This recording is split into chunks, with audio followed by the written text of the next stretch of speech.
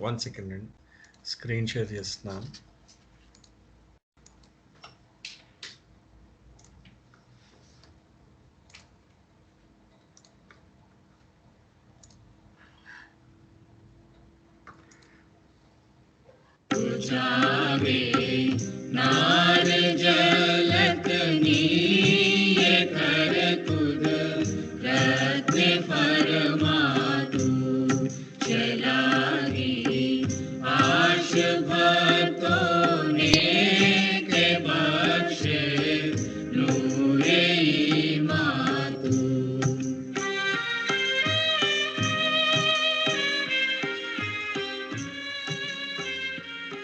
Reflections on the spiritual significance of the Prague, Oklahoma accident.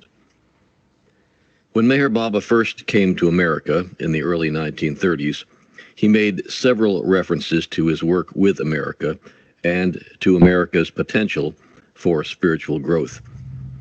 After leaving America in 1931, he wrote to his lovers, quote, "I will come back to America to pour out my love to you and to spiritualize America," close quote.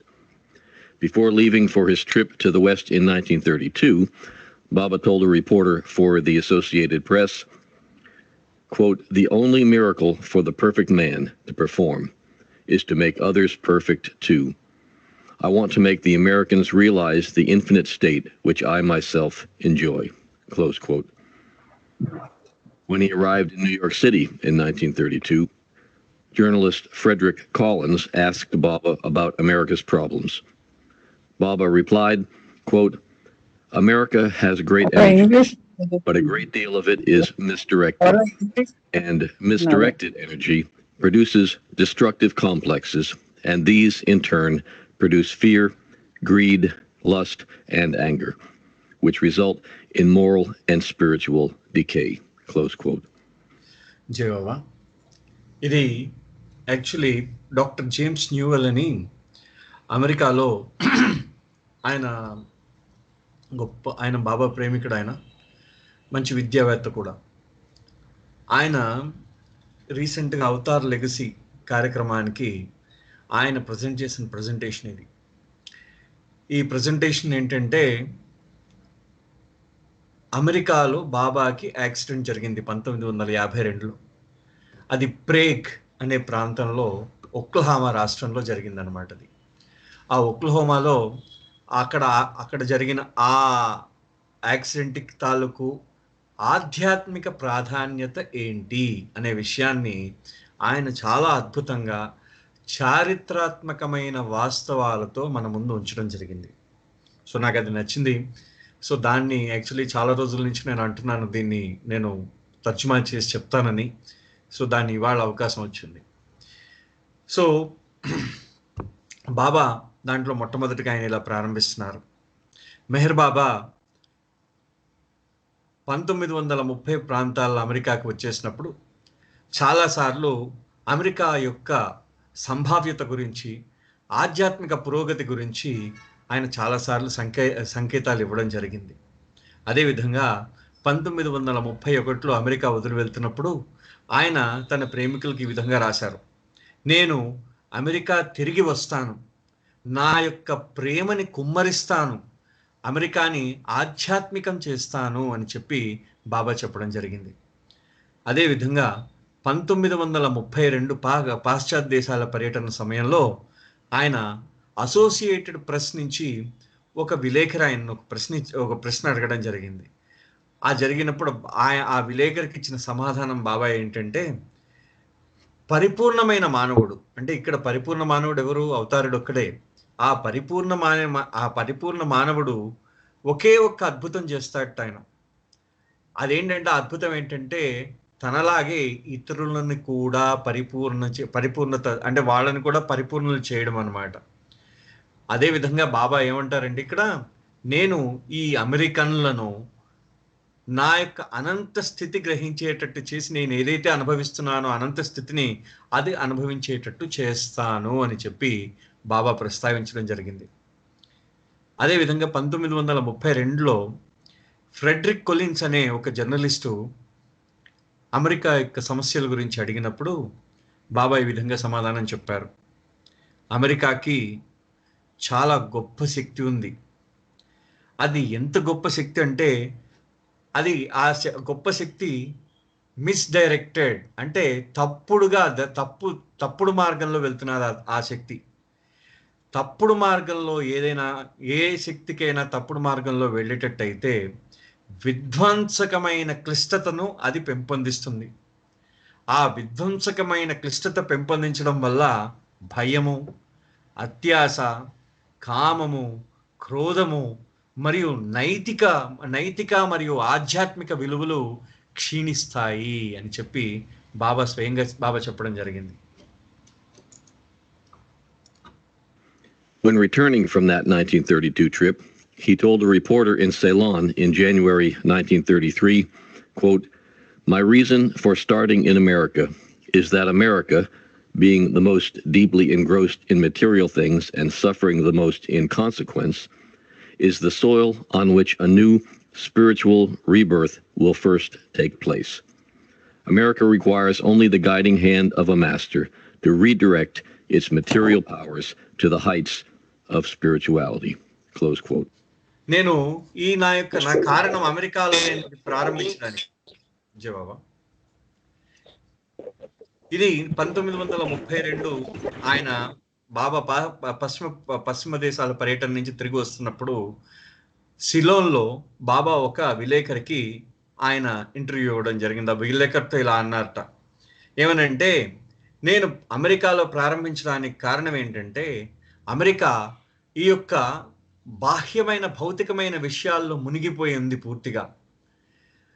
అది దాని వలన దాని పరిణామం వలన ఏమవుతుందంటే, అది చాలా దుఃఖంలో మునిగిపోయింది. ఆ యొక్క భూమి ఏదైతే ఉందో ఆ భూమిలో, ఆ మట్టిలో ఒక కొత్త ఆధ్యాత్మిక పునర్జన్మ కావాలి, రీబర్త్, కొత్త న్యూ స్పిరిచువల్ రీబర్త్ అన్నారు ఇక్కడ బాబా. అంటే కొత్త ఆధ్యాత్మికమైన పునర్జన్మ అక్కడ ముందు జరగాలట. అమెరికా ఈ యొక్క గురువు యొక్క ఆయన యొక్క దిశానిర్దేశమైన చేతిని, అంటే ఒక గురువుచే దిశానిర్దేశం, ఆయన గురువు యొక్క చెయ్యి కావాలట దాని యొక్క దిశానిర్దేశం కోసం. ఎందుకంటే ఈ యొక్క భౌతికమైన శక్తులు ఆధ్యాత్మికమైన ఉచ్చస్థితికి చేరుకోవడానికి ఒక గురువు యొక్క చెయ్యి అవసరము అమెరికాకి అని బాబా తెలియజేయడం జరిగింది. In my presentation today, I'd like to talk about Meher Baba's 1952 accident in Prague, Oklahoma. I'll reflect on the accident from a theological or spiritual perspective and suggest some ways that we might understand the spiritual significance of this event as an aspect of Meher Baba's universal work, and especially of his work for America. I want to begin by acknowledging the speculative ground on which we stand. For one thing, as Meher Baba says, quote, "It is absolutely impossible for an ordinary man to understand my work. With my universal mind, I work on an unlimited scale for the universe. To understand what I do is not within the bounds of human intellect. My every breath does this work constantly, while outwardly you find me doing nothing special. You cannot grasp the internal mystery." Close quote. Well, in addition to acknowledging the mysterious nature of Meher Baba's work, I'd like to acknowledge that everything I have to say about his work is the result of my own reflections and should not be taken as fact, nor as being inflexible in nature. I'm open to comment, criticism, and correction where appropriate. Finally, I would like to assure you that none of what I'm about to say is meant to be political in any way.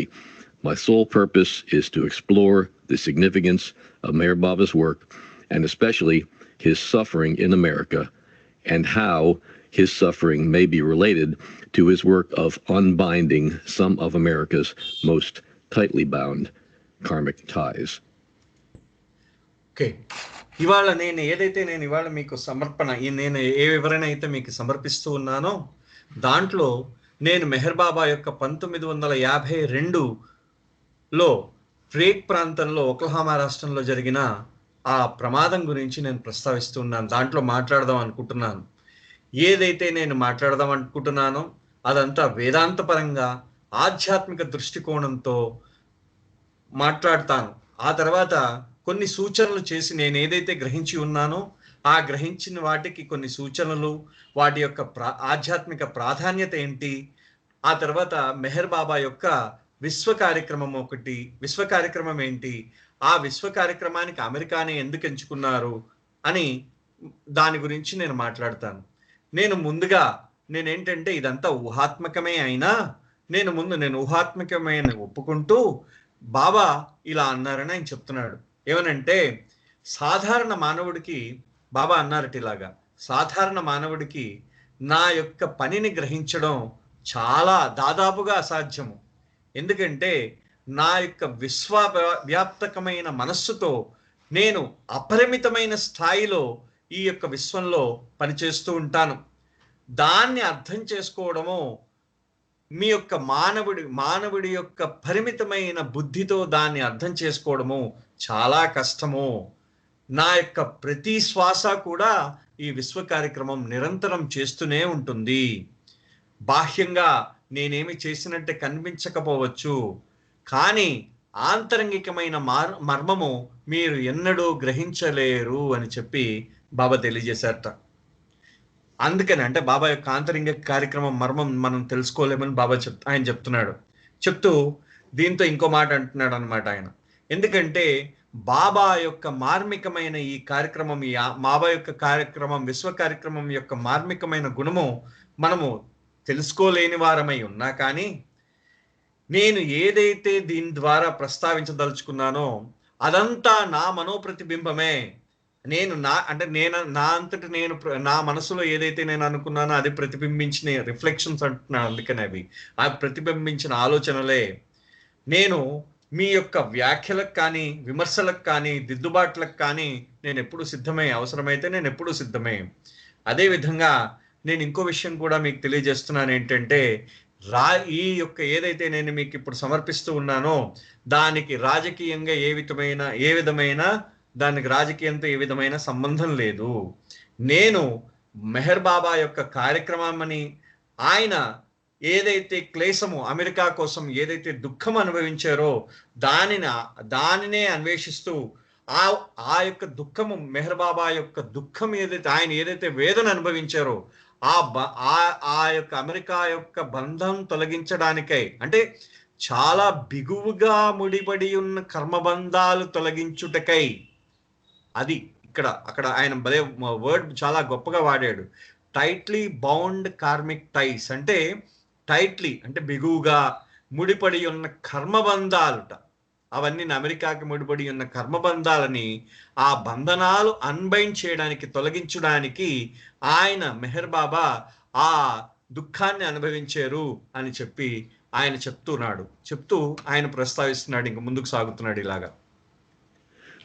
To put the Prague accident into historical context, the accident occurred shortly after the end of Meher Baba's new life, which concluded with what he called his Mononash work.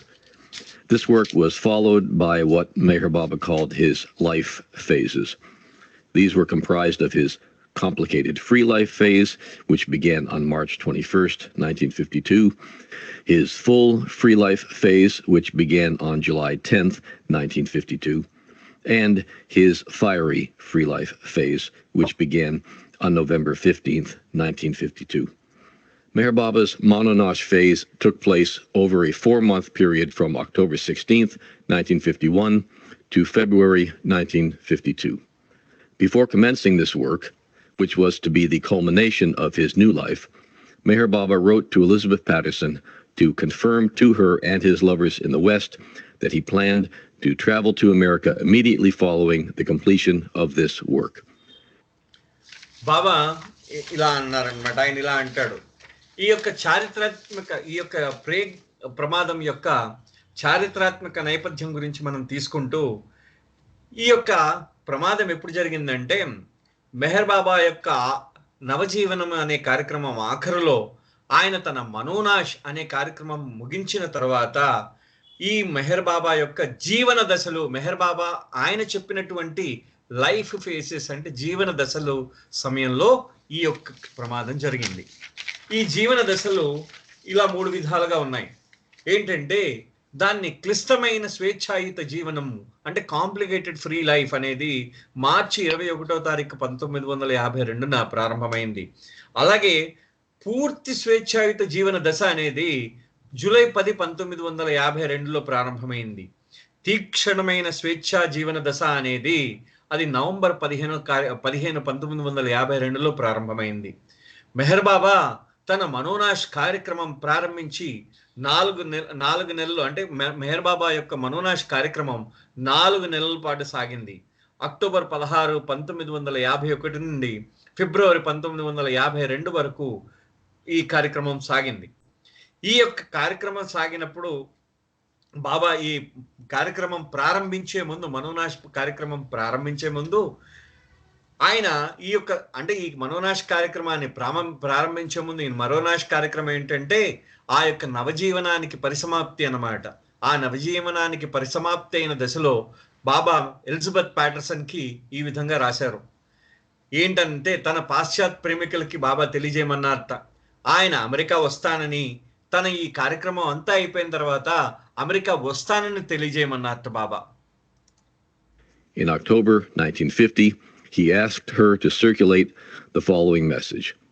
Quote, "The necessary arrangements having been successfully completed by Elizabeth and Norina, I shall, if God so wills it, and if I am alive, come to the West next year. I have therefore decided to leave India for the West at the end of March, or during the first week of April 1952, and I shall fly directly to America. Later in the year, I shall stay a few weeks each in England, France, and Switzerland.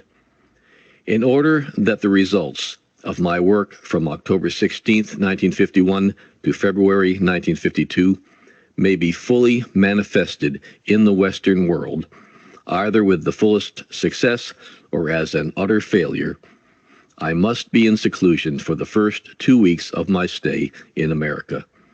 I therefore want no publicity of any kind, either when I leave India or when I arrive in America. And for these first 2 weeks following my arrival in America, only a very few of my most intimate Eastern and Western disciples will be staying with me. After these first 2 weeks of seclusion, I shall see everyone everywhere, because eventually I shall have to give to the world the results of my 4 months' work." End of quote. ఇలా అన్నారు బాబా. 1950 అక్టోబర్లో బాబా ఆయన Elizabeth Patterson కి ఈ విధంగా సందేశం ఆయన సందేశం పంపించారనమాట. అంటే అందరికీ చెప్పమని, ప్రేమికులందరికీ. నేను ఏదైతే ఆ అమెరికా రావడానికి ఏదైతే ఆ ఏర్పాట్లన్నీ ఎలిజబెత్ మరియు నొరీనా వాళ్ళు పూర్తిగా పరిపూర్ణంగా పూర్తి చేశారు. భగవంతుడు అనుగ్రహిస్తే నేను జీవించి ఉంటే నేను ఈ కార్యక్రమం అయిపోయిన తర్వాత పశ్చిమ దేశాలకి వస్తాను. అందుకనే నేను నిర్ణయించుకున్నాను ఏంటంటే మార్చి ఆఖరి వారంలో, ఏప్రిల్ మొదటి వారంలో నేను డైరెక్ట్గా అమెరికాకు వస్తాను. ఆ తర్వాత ఆ సంవత్సరంలో తదుపరి నేను కొన్ని వారాలు అక్కడ ఉండి అక్కడి నుంచి ఇంగ్లాండ్, ఫ్రాన్సు, స్విట్జర్లాండ్ ఈ ఊళ్ళల్లో ఇంకొన్ని వారాలు ఉంటాను. ఎందుకంటే నేను ఏదైతే అక్టోబర్ 16, 1951 నుంచి ఫిబ్రవరి 52 దాకా ఏదైతే పని చేశానో ఆ పని యొక్క ఫలితం కోసం నేను వేచి చూడాలి. ఆ ఫలితం వ్యక్తమవుతుందిట, పాశ్చాత్య దేశాల్లో వ్యక్తమవుతుందిట ఆ పని. బాబా స్వయంగా చెప్పారు, ఫుల్లీ మేనిఫెస్టెడ్ అంటే వ్యక్తమవుతుంది అనమాట, అది పరిపూర్ణంగా వ్యక్తమవుతుందిట. ఆ పని యొక్క బాబా యొక్క మనోనాష్ పని యొక్క ఆ యొక్క ఫలితము పూర్ణ ఫలితమైన అంటే పూర్ణ సఫలత కానీ పూర్తి విఫలత కానీ ఏదైనా సరే ఆ ఫలితం వస్తుంది. ఆ ఫలితం రావడం కోసం, ఆ పూర్ణ సఫలత కానీ ఆ విఫలత కానీ రావడం కోసం నేను 2 వారాల పాటు ఏకాంతవాసంలో ఉండాలి అమెరికాలో. అందుకనే ఈ అమెరికాలో ఏకాంతవాసంలో ఉన్నందుకోసం మీరు ఏం చేయాలంటే నాకు ఏ విధమైన ప్రచారం నా కోసం అసలు ఏ విధమైన ప్రచారం నాకు వద్దు. ఎందుకంటే నేను భారతదేశం నుంచి నేను బయలుదేరగానే నేను అమెరికా వస్తాను. వచ్చిన తర్వాత మొదటి 2 వారాలు అమెరికాలో నేను కొద్దిమంది మాత్రమే, నాకు చాలా దగ్గరైన కొద్దిమంది తూర్పు మరియు పశ్చిమ దేశాల శిష్యులతో నేను అక్కడ ఉంటాను. ఈ 2 వారాలు నేను ఏకాంతవాసంలో ఉండిన తరువాత నేను ఆ తరువాత ప్రతి ఒక్కరిని ప్రతి చోటికి, అంటే ప్రతి ఒక్కరిని కలుస్తాను, ప్రతి చోటికి వస్తాను. ఎందుకంటే నేను ఏదైతే కార్యక్రమం పని చేశానో ఆ పని యొక్క ఫలితాలు, ఆ 4 నెలల పని యొక్క ఫలితము నేను అందరికీ ప్రపంచానికి ఇవ్వాలి కదా అని చెప్పి బాబా చెప్పడం జరిగింది. సో ఇది ఇంతవరకే ఇవాళ వస్తుందండి. తిరిగి మళ్ళీ స్టార్ట్ చేద్దాం, మళ్ళీ ఎప్పుడు అవకాశం ఉంటప్పుడు. జై బాబా, అవతార్ మెహర్ బాబా కి జై. Well, it's evident from this message that Meher. జై బాబా అండి. జై బాబా సార్. సుబ్రహ్మణ్యం గారు చాలా చక్కగా చెప్పారు. విశ్వవిభుని విశ్వ కార్యక్రమం గురించి చాలా డీప్ గా టచ్ చేశారు. ధన్యవాదములు. నెక్స్ట్ పార్వతి గారిని పడవలసిందిగా కోరుతున్నాను.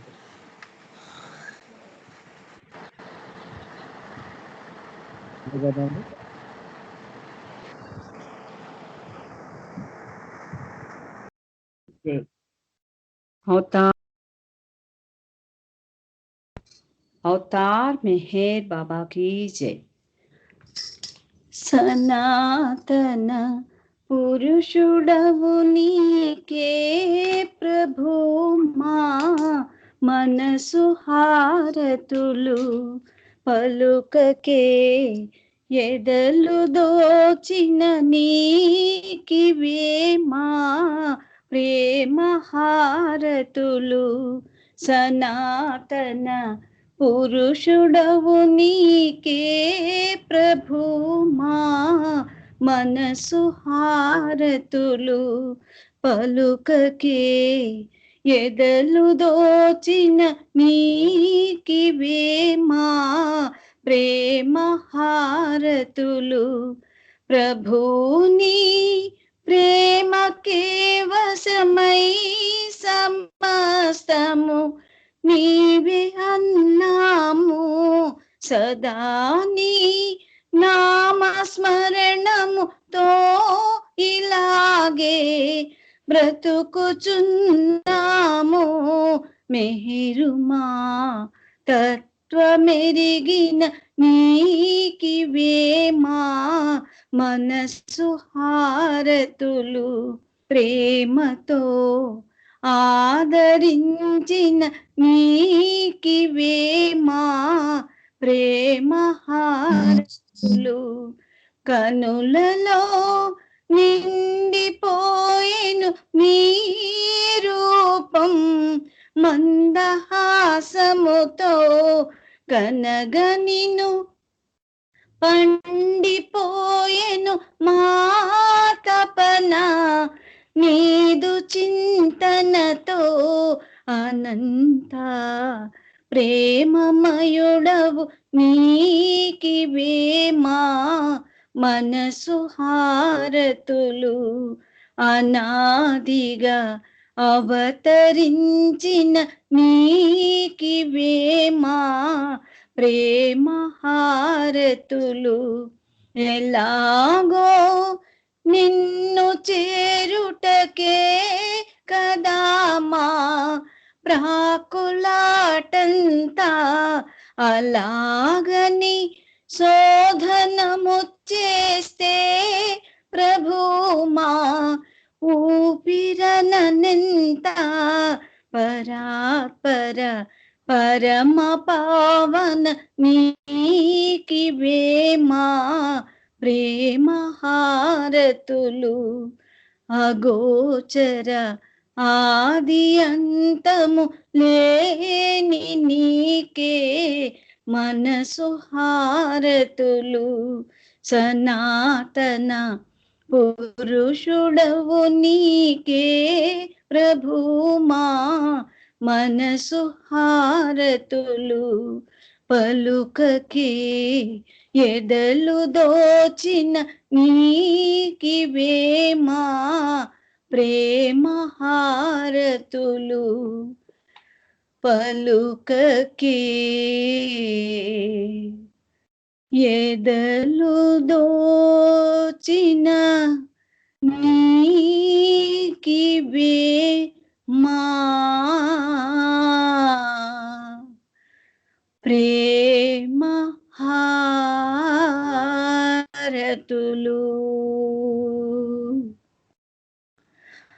अवतार मेहर बाबा की जय। अवतार मेहर बाबा की जय। अवतार मेहर बाबा की जय। अवतार मेहर